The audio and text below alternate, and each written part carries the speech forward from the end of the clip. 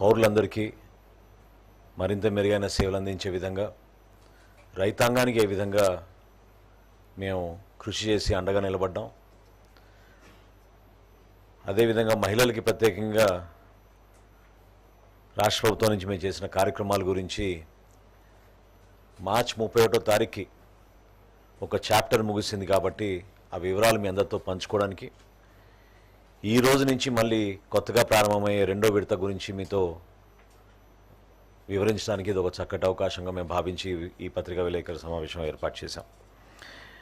ముందుగా ఈ కార్యక్రమం ఇంత సజావుగా రాష్ట్ర ప్రజానికానికి కనివిని రీతిలో ఇంతమంది లబ్ధిదారులకి మేము సహాయం అందించగలిగామంటే అది ఖచ్చితంగా గౌరవ ముఖ్యమంత్రి గారు చంద్రబాబు నాయుడు గారి ఆలోచన, పట్టుదల.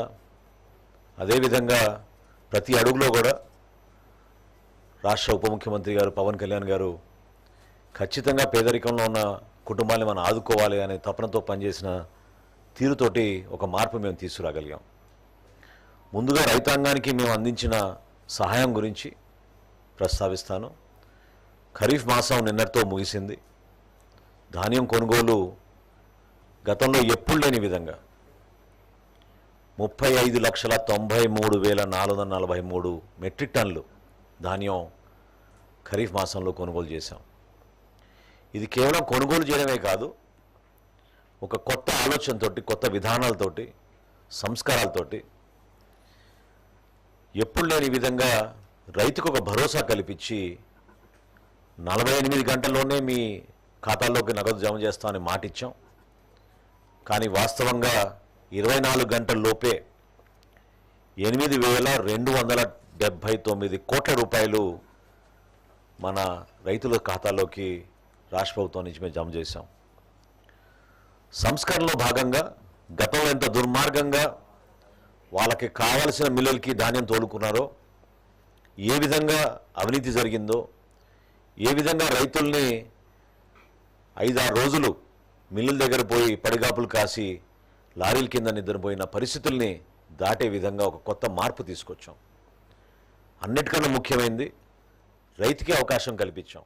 మీరు ఏ మిల్లుకి అమ్మాలనుకుంటే ఆ మిల్లుకి మీరు అమ్ముకోవచ్చు. గతంలాగా ర్యాండమైజేషన్ అని కంప్యూటర్లో ఎవరు తెలియని విధంగా కావాల్సిన మిల్లులకే వాళ్ళు ఏ విధంగా ధాన్యం తోలుకున్నారో దాన్ని అధిగమించి ఈ కార్యక్రమం చేశాం. వీటితో పాటు భారతదేశంలోని మొట్టమొదటిసారి వాట్సాప్ ద్వారా ధాన్యం అమ్ముకునేటట్టు రైతులకి మనం అవకాశం కల్పించాం. అద్భుతమైన రెస్పాన్స్ వచ్చింది. దాదాపు 70,000 మంది రైతులు ఈ వాట్సాప్ ద్వారా ఎంత ధాన్యం పండించగలిగారు, వాళ్ళ సర్వే నంబర్లు వివరాలు ఇవ్వగానే ఇమ్మీడియట్గా మీరు ఏ మిల్లుకి తోలుకుంటారనేది అవకాశం కల్పించి వాళ్ళే బుకింగ్ చేసుకునే విధంగా ఈ వాట్సాప్ ద్వారా సుమారు చివరికి 16,000 మంది రైతులు పూర్తి స్థాయిలో ఈ అవకాశాన్ని ఉపయోగించుకునే విధంగా ఈ వాట్సాప్ని మేము అమలు చేశాం. GPS విధానం తీసుకొచ్చాం. అదేవిధంగా గౌరవ ముఖ్యమంత్రి గారు కూడా సమీక్షించడానికి క్షేత్రస్థాయిలో పర్యటించినప్పుడు గంగూర్ అనే గ్రామం కృష్ణా జిల్లాలో ఆ రోజున గోతాల విషయంలో కూడా కొంతమంది నాణ్యత లేదనే భావన వ్యక్తపరిచినప్పుడు ముఖ్యమంత్రి గారి ఆదేశాలతోటి రాష్ట్ర వ్యాప్తంగా ఎక్కడ కూడా గోతాల లోటు లేకుండా ఆ మార్పు తీసుకొచ్చి గన్నీ బ్యాగ్స్ కూడా మేము ప్రతి ఒక్కరికి అందించడానికి జిల్లాల వారీగా సమీక్షించుకుని చేశాం. గత వైసీపీ ప్రభుత్వంలో పెద్ద పెద్ద మాటలు చెప్పిన నాయకులు ఆ రోజున్న పరిస్థితులు మనం ఈరోజు చూస్తే మనకి ఆశ్చర్యం కలిగిస్తుంది. ఇదే ఖరీఫ్ మాసం వైఎస్ఆర్సీపీ ప్రభుత్వంలో వాళ్ళు కొనుగోలు చేసింది కేవలం 29 లక్షల మెట్రిక్ టన్నులు. కేవలం 6,500 కోట్ల రూపాయలు వాళ్ళు వెచ్చించారు. ఇన్ని ఆర్థిక ఇబ్బందులున్నా, ఇన్ని కష్టాలున్నా రైతాంగానికి ఎక్కడ కూడా లోటు లేకుండా రైతుకు ఒక భరోసా కల్పించే విధంగా ఒక గొప్ప కార్యక్రమం మనం చేసుకోగలిగాం. ఓవరాల్గా మీరు చూస్తే దాదాపు 20% ఎక్కువగా గత సంవత్సరం ఖరీఫ్ కన్నా 20% అధికంగా మన ప్రభుత్వం, కూటమి ప్రభుత్వం ధాన్యం కొనుగోలు చేయడం జరిగింది. వాళ్ళు 4,95,000 మంది రైతుల దగ్గర కొనుగోలు చేస్తే ఈ ప్రభుత్వం 5,60,000 మంది రైతుల దగ్గర కొనుగోలు చేశాం. ఈ రోజుకి కొనుగోలు జరుగుతూ ఉంది. అది సందర్భం కాబట్టి మీ అందరితో షేర్ చేసుకోవాలి. ఉదాహరణకి నెల్లూరు జిల్లాలో గత 2 సంవత్సరాల్లో అంటే 2023-24లో కూడా ఒక్క బస్తా కూడా కొనలేదు వాళ్ళు. ఒక్క బస్తా కూడా కొనలేదు. అది ఈ రోజున నెల్లూరు జిల్లాలో ఈ రోజు వరకు చేసిన కొనుగోలు 75,410 మెట్రిక్ టన్నులు.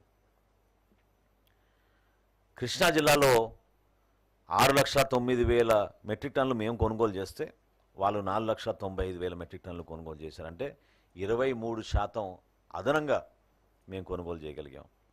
కొన్ని జిల్లాలు అయితే ఆశ్చర్యం కలిగిస్తుంది లెక్కలు చూస్తుంటే. గుంటూరు జిల్లా ఉదాహరణకి 639% గత సంవత్సరం కన్నా ఎక్కువగా మేము కొనుగోలు చేశాం. బాపట్ల జిల్లాలో 213% ఎక్కువగా కొనుగోలు చేశాం. ఇంకా పల్నాడు జిల్లా అయితే సేమ్ మన నెల్లూరు జిల్లా లాగా వాళ్ళు దాదాపు కేవలం 60 మెట్రిక్ టన్నులు వాళ్ళు కొనుగోలు చేస్తే 14,000 మెట్రిక్ టన్నులు మన ప్రభుత్వం కొనుగోలు చేసింది.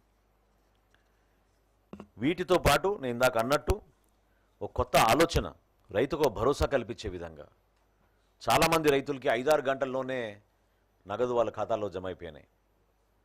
మిల్లర్ దగ్గర ఎక్కడ కూడా పొరపాటు లేకుండా పారదర్శకంగా టెక్నాలజీని ఉపయోగించి 4 గంటల కన్నా ఎక్కువగా లారీ ఆగితే ఇమీడియట్గా మా కమిషనర్ గారు, మా ఎండి గారు మానిటర్ చేసి డైరెక్ట్గా లారీ డ్రైవర్కే ఫోన్ చేసి ఎందుకు లారీ 4 గంటల నుంచి అక్కడ పలానా మిల్ దగ్గర వెయిట్ చేస్తోందనే టెక్నాలజీని మేము తీసుకొచ్చి ఉపయోగించాం. వర్షాలు వస్తున్నాయనే భయంతో, ఆందోళనతో రైతులు చాలామంది ఇబ్బంది పడినా కూడా మా సిబ్బంది క్షేత్రస్థాయిలో నిలబడి ప్రతి రైతు సహాయ కేంద్రంలో కూడా ధాన్యం కొనుగోలు విషయంలో అద్భుతంగా పనిచేసి ఈ కార్యక్రమాన్ని సక్సెస్ఫుల్ చేసినందుకు సిబ్బంది అందరికీ కూడా మనస్ఫూర్తిగా నేను ధన్యవాదాలు తెలుపుతున్నాను.